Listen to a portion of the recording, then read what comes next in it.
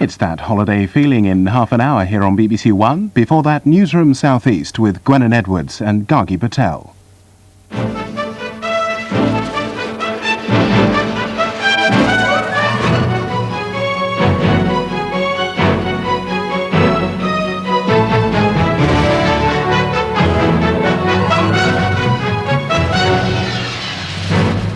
The end of the Eco-village. Bailiffs tear down the barricades and reclaim the site for Guinness.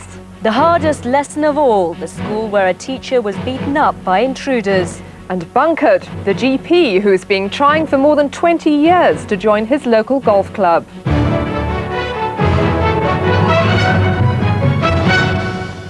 Good evening. We start tonight with the eviction of squatters from a self-styled eco-village beside the River Thames in South London. There were angry scenes as bailiffs moved onto the site at first light and began tearing down the makeshift homes. By lunchtime, all the squatters had been removed. The group which organised the protest, The Land Is Ours, said the battle was far from over. Well, our reporter James Cameron is at the scene of the eviction in Battersea. James. Well, you join me at the front entrance to what was, up until this morning at least, the so-called eco-village. As you can see behind me, the way now is firmly barred by a row of security guards. Contractors have been on site all day making the place secure. They've been putting up fencing all around the most vulnerable parts. The idea, of course, from their point of view anyway, to stop the protesters simply marching straight back in as soon as they leave.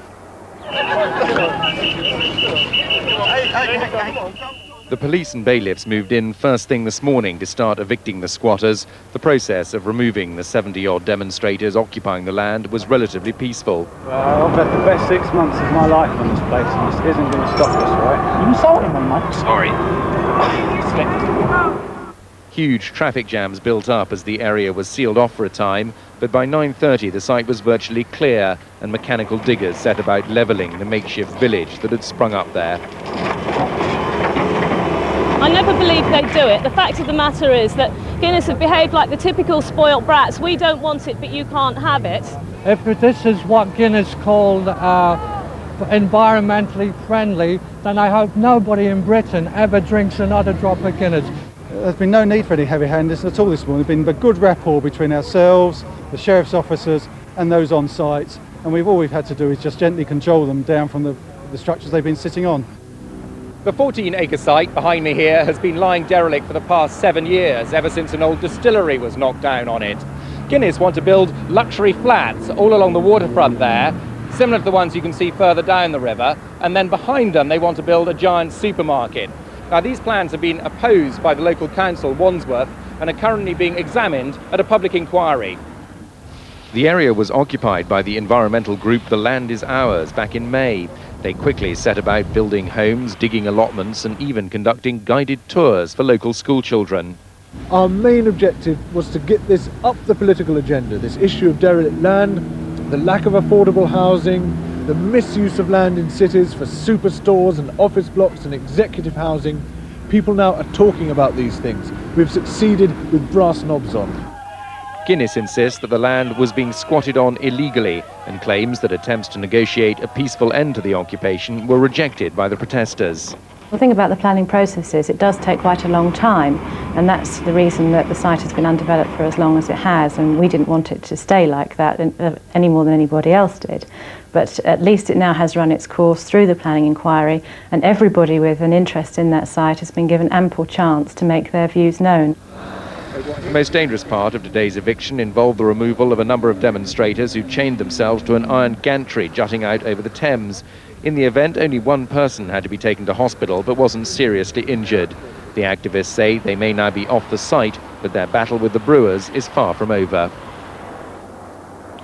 Well, joining me now is someone who's been on the site for the past 6 months. Jules, you were involved with this morning's eviction, of course. Was it really necessary, given the fact that you knew it was going to happen? Why did you have to do it? Well, what we actually felt is that this was a demonstration that is how it started, and it has been worth it 10 times over to have done what we've done for the past 5.5 months. We've made a very fine example of showing an alternative way of looking at things. It's been educational experience for people that have come in and seen what we've done. But in fact, it was illegal what you were doing there, wasn't it? Do you accept that? It was actually illegal, but I mean, surely the fact that this land had sat here for 7 years and no one had touched it. The local kids had been coming on here. There were vast pits at the back of it that were about 20 foot deep. It's very surprising none of the children had accidents on it. We came here, we filled them up, and we made it accessible to the children, to the local community, and just for the local people in general. But Guinness say that when they build on this site, they'll open up the river for the first time in many, many years, that it's going to have environmentally friendly community areas. What's wrong with that? Sounds fine, doesn't it?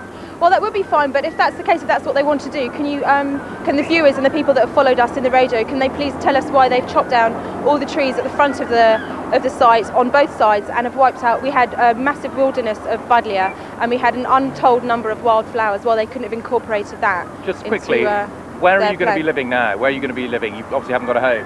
Well, this is just it. All of us have had to split up, and a large proportion of us do not have anywhere to go because of this. Well, there we must leave it. Jules, thanks very much indeed. And from Wandsworth, the site of the former Eco-village, it's back to you now in the studio. Thank you, James. Well, next tonight, there have been renewed calls for tighter security at schools after a supply teacher in North London was beaten up by 2 intruders. Mike Parsons